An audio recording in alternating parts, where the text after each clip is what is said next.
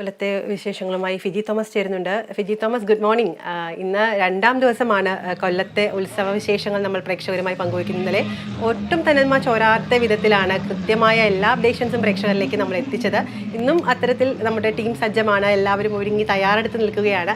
എന്തൊക്കെയാണ് ഇന്ന് കൊല്ലം കലോത്സവ വേദിയിൽ നിന്ന് നമുക്ക് പങ്കുവയ്ക്കാനുള്ള പ്രധാന വിശേഷങ്ങൾ എന്തൊക്കെയാണ്? ഓക്കെ വിദ്യ, ഗുഡ് മോർണിംഗ്.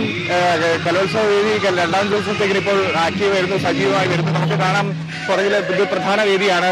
ഇവിടെ മോഹിനിയാട്ടം മത്സരം ഇപ്പോൾ പുരോഗമിക്കുകയാണ്. ഇന്ന് വളരെ കളർഫുൾ ആയിട്ടുള്ള മത്സരങ്ങളുണ്ട്. ബാർജംകളിയുണ്ട്, നാടകമുണ്ട്, അതുപോലെ വളരെ ജനപ്രിയ ഐറ്റങ്ങളാണ് ഇന്ന് പ്രധാനമായും വേദിയിലുള്ളത്.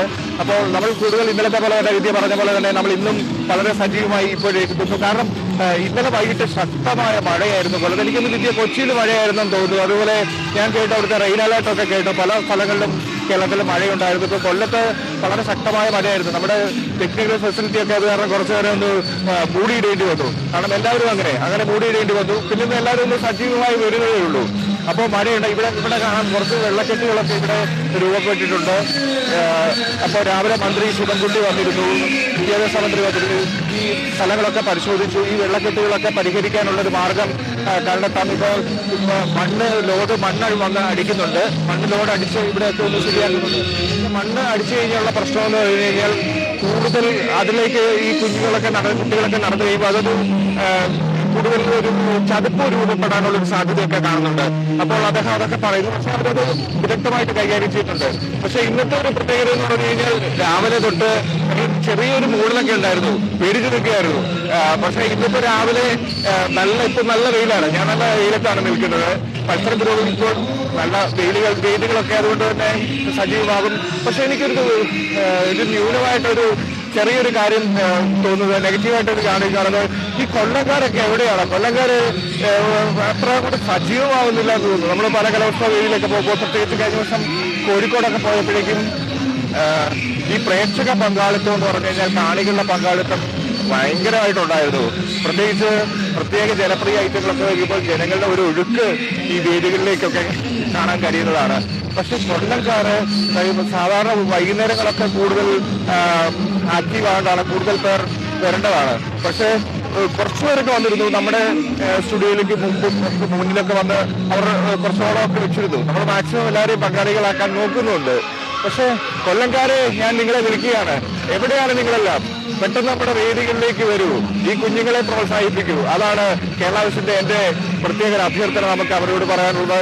ഇന്ന് മഴയും വെയിലും ഒന്നും നോക്കി നിൽക്കേണ്ട, ഈ വേദികളിലേക്ക് വന്ന് ഈ കുഞ്ഞുങ്ങളെ പ്രോത്സാഹിപ്പിക്കൂ എന്നാണ് പറയാനുള്ളത്.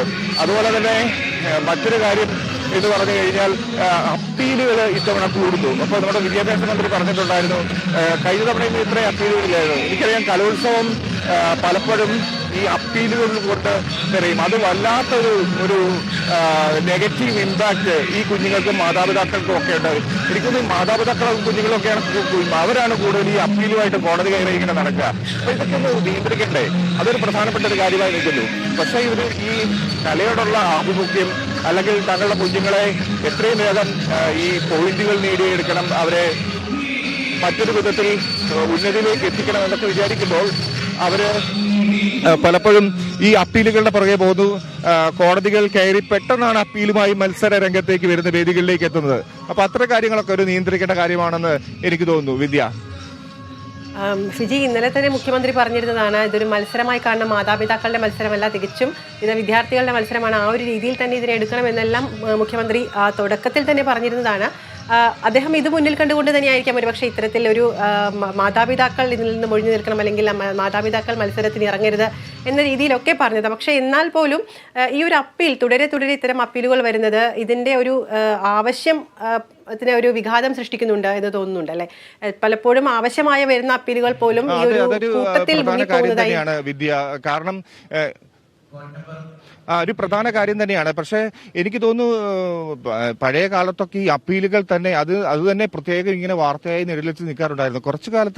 കുറച്ച് വർഷങ്ങളായി ഇതൊക്കെ ഇച്ചിരി കുറഞ്ഞു നിൽക്കുകയായിരുന്നു. പക്ഷെ ഇത്തവണ ഇവിടെ വൈക്ക് വരുമ്പോഴത്തേക്കിനും ഈ അപ്പീലിന്റെ ഒരു കൂടുതൽ നമുക്ക് കാണാൻ കഴിയുന്നുണ്ട് എന്നാണ് മനസ്സിലാക്കാൻ കഴിയുന്നത് വിദ്യ. പക്ഷെ നിയന്ത്രിച്ചു നിർത്തേണ്ടത് മാതാപിതാക്കളെ ഇങ്ങനെ കുഞ്ഞുങ്ങളെ അപ്പീലുമായി പോയി, ഇതൊരു കലയല്ലേ, അപ്പോൾ ആ രീതിയിൽ തന്നെ കാണാം. പക്ഷെ എന്തെങ്കിലും ജഡ്ജിങ്ങിൽ എന്തെങ്കിലും പാളിച്ചകൾ ഉണ്ടെങ്കിൽ അത് ചൂണ്ടിക്കാണിക്കുകയും പാലിക്കുകയും വേണം. പക്ഷെ ഇങ്ങനെ കോടതി കയറി നടക്കുന്നത് എങ്ങനെയാണ് ഒരു രീതി, അത് ഉചിതമാണോ എന്നൊക്കെ മാതാപിതാക്കൾ പ്രധാനമായും ചിന്തിക്കേണ്ടത് കാര്യമാണ്. വിധി പറഞ്ഞത് വളരെ ശരിയാണ്.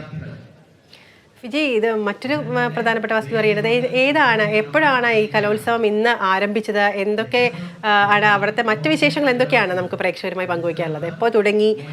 ഇന്നിപ്പോൾ തിരുവാതിര നമ്മുടെ സ്റ്റേജ് 1 പുരോഗമിക്കുന്നുണ്ട്. ഇന്ന് മാർഗംകളിയുണ്ട് വിദ്യ, അതുപോലെ തന്നെ നാടകമുണ്ട്.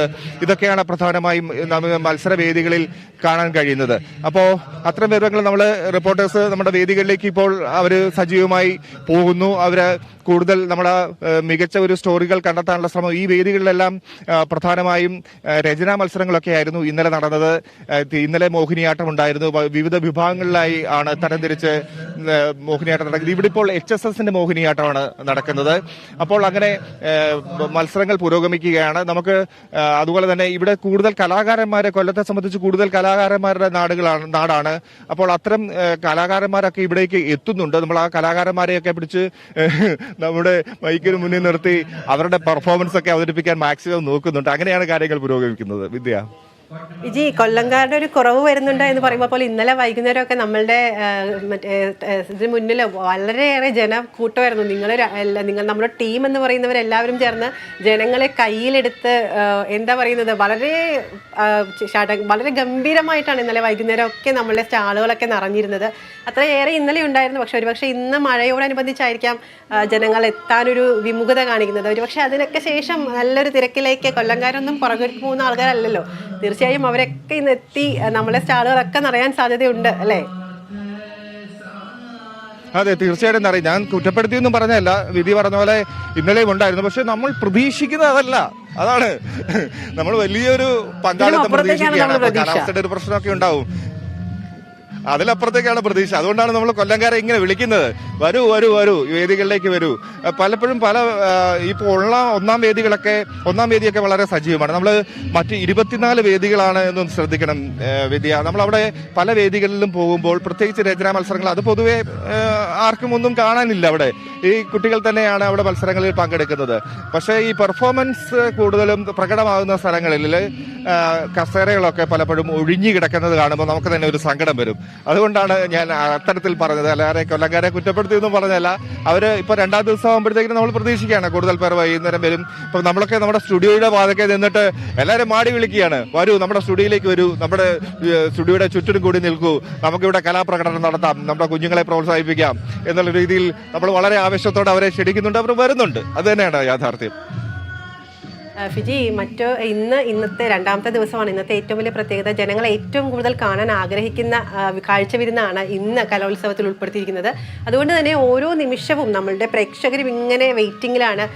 ഇന്നലെയൊക്കെ വരുന്ന മെസ്സേജുകളിലൊക്കെ ഉണ്ടായിരുന്നു എവിടെയാണ് അടുത്തത്, എന്താണ്, എങ്ങനെയാണ് എന്നൊക്കെ പ്രേക്ഷകരും ചോദിച്ചുകൊണ്ടിരിക്കുകയാണ്. മെസ്സേജുകളിലൊക്കെ ഇവിടെ നമ്മളോട് അവരും കമ്മ്യൂണിക്കേറ്റ് ചെയ്തുകൊണ്ടിരിക്കുകയാണ്. അപ്പോൾ അത്രയേറെ പ്രേക്ഷകർ നമ്മളോട് ഒപ്പം ചേരുന്നുണ്ട് എന്ന് തന്നെയാണ് മനസ്സിലാക്കേണ്ടത്. അത്രയും നിങ്ങളുടെ ആ ഒരു ടീം വർക്ക് അവിടെ അത്രയും പ്രാവർത്തികമാകുന്നുണ്ട്, അത്രയും എഫേർട്ട് അതിന് ഫലം ലഭിക്കുന്നുണ്ട് എന്ന് മനസ്സിലാക്കുന്നു. പ്രേക്ഷകരും വെയിറ്റിംഗിലാണ്. പിന്നെ എന്തൊക്കെയാണ്, നമുക്ക് അതിഥികളെ ഒന്നും ഇന്ന് കിട്ടിയിട്ടില്ല അല്ലേ? അതിഥികളെ നമ്മൾ നോക്കുകയാണ്. ഇപ്പോൾ മത്സരം പുരോഗമിക്കുകയല്ലേ. അപ്പോൾ ഇന്നലത്തെ അതിഥികളെ മാക്സിമം നമ്മൾ അവരെ ഇന്റർവ്യൂ ചെയ്യാനും അവരുടെ അനുഭവം പകർത്താനും ഒക്കെ നമ്മൾ മാക്സിമം നോക്കിയിട്ടുണ്ട്. കുഞ്ഞുങ്ങൾ നമ്മൾ അവരുടെ അനുഭവങ്ങളൊക്കെ പറയുന്നുണ്ട്. അവരുടെ പെർഫോമൻസ് എങ്ങനെയായിരുന്നു. ആദ്യമായിട്ട് സംസ്ഥാന കലോത്സവത്തിൽ പങ്കെടുക്കുന്ന ഒട്ടേറെ കുട്ടികളുണ്ട്. അപ്പോൾ അവർക്ക് ഭയമുണ്ടോ, അവരെങ്ങനെയാണ് ഈ ഒരു മത്സരത്തെ സമീപിക്കുന്നത്, വലിയൊരു ഏഷ്യയിലെ തന്നെ ഏറ്റവും വലിയ കലാമാമാങ്കത്തിന്റെ ഭാഗമാകുമ്പോൾ അവരെങ്ങനെയാണ് അത് ഉൾക്കൊള്ളുന്നത് എന്നൊക്കെ നമ്മൾ ചോദിച്ച് മനസ്സിലാക്കുന്നുണ്ട്. ഇപ്പോൾ നമ്മുടെ പൗലിൻ വീണ്ടും ഒന്ന് പരിചയപ്പെടുത്താം. നമ്മൾ ആക്റ്റീവായി കൂടുതൽ രംഗത്തേക്ക് എത്തിക്കഴിഞ്ഞിരിക്കുന്നു എന്നാണ് മനസ്സിലാക്കുന്നത്. ഇവിടെ തത്സമയം നമ്മുടെ സ്ക്രീനിൽ LED വോളുകളിൽ ഈ നമ്മുടെ ഇല്ലത്തുത്സവം പ്രകടിപ്പിച്ചിട്ടുണ്ട്, എഴുത്ത് നൽകിയിട്ടുണ്ട്. നമ്മുടെ കൊട ഉയർന്നു നിൽക്കുന്നത് കാണാം. സനോജ ക്യാമറ ഒന്ന് കാണിച്ച്. നമ്മുടെ ഓക്കെ നമ്മുടെ ക്യാമറ ഉയർന്നു നിൽക്കുന്നു. അപ്പം നമ്മുടെ വിദ്യയെ കാണാൻ പറ്റുന്നുണ്ടോ? ഇവിടെ നമ്മുടെ വലിയൊരു വീഡിയോ വോൾ സ്ക്രീനുണ്ട്. ആ സ്ക്രീനിൽ നമ്മുടെ തത്സമയ ലൈവ് ഇപ്പോൾ കയറിക്കൊണ്ടിരിക്കുകയാണ്. ഒന്ന് വിദ്യനെ സ്വിച്ച് ചെയ്ത്. ഇപ്പൊ സൂര്യഗായത്രി ഇവിടെ വലിയ ആലോചനയിലാണ്. സൂര്യഗായത്രി ഏത് വേദിയിലേക്ക് പോകും? സൂര്യഗായത്രി തിരുവനന്തപുരത്ത് നിന്ന് വന്നാണ്. സൂര്യഗായത്രി ഇന്ന് എന്താണ് സ്റ്റോറി പ്ലാനിംഗ് ഒക്കെ ഉണ്ടോ? പ്ലാനിങ് ചെയ്തു വെച്ചിട്ടുണ്ട്. എന്തായാലും മത്സരങ്ങൾ ഒന്നുകൂടി തുടങ്ങി, മത്സരങ്ങളൊക്കെ അതിന്റെ ആവേശത്തിൽ എത്തിയാൽ മാത്രമേ നമുക്ക് അങ്ങോട്ടേക്ക് പോവാനും അവിടുത്തെ സ്റ്റോറികളൊക്കെ കണ്ടുപിടിക്കാനും ഒക്കെ സാധിക്കും. അവിടെ ചെന്നിട്ടാണ് എന്താണ് അവിടുത്തെ ഒരു പ്രത്യേകത, എന്താണ് നമുക്ക് സ്റ്റോർ ചെയ്യാൻ പറ്റുക ചോദിക്കുന്നുണ്ടായിരുന്നു. ഏതൊക്കെയാണ് വേദികളിൽ ഏതൊക്കെ മത്സരങ്ങളാണ് ഇന്ന് പുരോഗമിക്കുന്നത്? നമ്മുടെ ഇപ്പൊ ആദ്യ വേദി പ്രധാനപ്പെട്ട ആശ്രമ മൈതാനത്തുള്ള ONV സ്മൃതി വേദിയിൽ ഇപ്പൊ മോഹിനിയാട്ടം നടന്നുകൊണ്ടിരിക്കുകയാണ്. ഇന്നലെയും മോഹിനിയാട്ടമായിരുന്നു HS വിഭാഗത്തിന്റെ, അത് ഇന്നും തുടരുകയാണ്. അതുപോലെ തന്നെ പ്രധാനപ്പെട്ട വേദികളിലൊക്കെ തന്നെ ഇന്ന് മത്സരങ്ങൾ നടക്കുന്നുണ്ട്. അപ്പോൾ അതൊക്കെ പോയി കണ്ട് അവിടുത്തെ എന്താണ് കുട്ടികളുടെ പ്രത്യേകതകൾ, കുട്ടികളുടെ വിശേഷങ്ങളൊക്കെ ചോദിച്ചറിയണം. അതിൽ നിന്നുമാണ് പുതിയ സ്റ്റോറികൾ ഉണ്ടാവുന്നത്. ഫിജി ചേട്ടൻ.